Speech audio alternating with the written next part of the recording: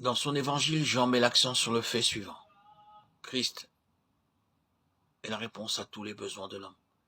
Et cela jour après jour. Et quel qu'il soit, il rapporte cette merveilleuse déclaration de Christ. Je suis. En vérité, je vous le dis, avant qu'Abraham fût, moi, je suis. Jean 8, 58. C'est pourquoi je vous ai dit que vous mourrez dans vos péchés, car si vous ne croyez pas que moi je suis, vous mourrez dans vos péchés. Jean 8, 24. Si telle est donc l'unique solution à tous nos problèmes, alors nous devons connaître Christ comme le je suis. Paul, à l'instar de Jean, rend aussi témoignage à la plénitude qui se trouve en Christ. Voyons ce qu'il déclare aux Éphésiens. Il nous a fait connaître le mystère de sa volonté, le dessein bienveillant qui s'était proposé en lui pour l'exécuter quand les temps seraient accomplis. Réunir sous un seul chef, le Christ, tout ce qui est dans les cieux et ce qui est sur la terre. Éphésiens 1, 9, 10. Lisons également ce qu'il écrit aux Colossiens.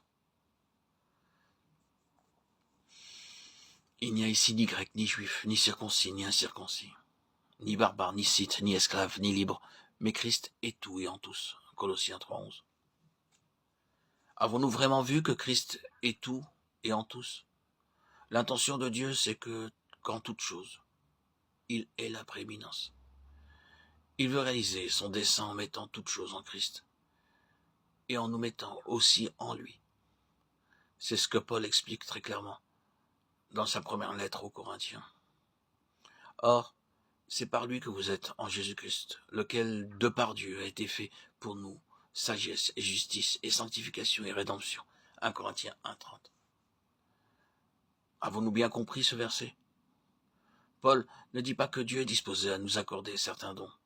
Le don de la sagesse, de la justification, le don de la sanctification ou celui de la rédemption. Non. Il dit que Christ est notre sagesse. Christ est notre justification. Christ est notre sanctification. Christ est notre rédemption. Il a plu à Dieu de tout récapituler en Christ.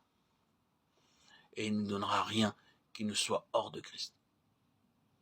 Ce n'est pas une certaine abondance des dons divins qui pourra nous satisfaire, mais la pleine connaissance de celui qui est le don de Dieu. Christ leur parla de nouveau et dit, « Je suis la lumière du monde. Celui qui me suit ne marchera pas dans les ténèbres, mais il aura la lumière de la vie. » Jean 8, 12. Christ n'est pas seulement le donateur de la lumière. Il est la lumière. Il est la lumière du monde. Et ceux qui ont une étroite relation avec lui ont beaucoup plus qu'un simple rayonnement de lumière. Ils ont la lumière de la vie en eux. La lumière spirituelle n'est pas une question liée au savoir intellectuel. Il arrive fréquemment que ceux qui voient beaucoup dans le domaine spirituel en parlent peu, à l'opposé de ceux qui ont une petite vision spirituelle, mais qui sont toujours prêts à parler de cette merveilleuse lumière qu'ils ont reçue du Seigneur. Les effets de la véritable lumière sont dévastateurs pour la nature humaine. Elle ne met jamais l'homme en vue. Elle le maintient dans l'humilité.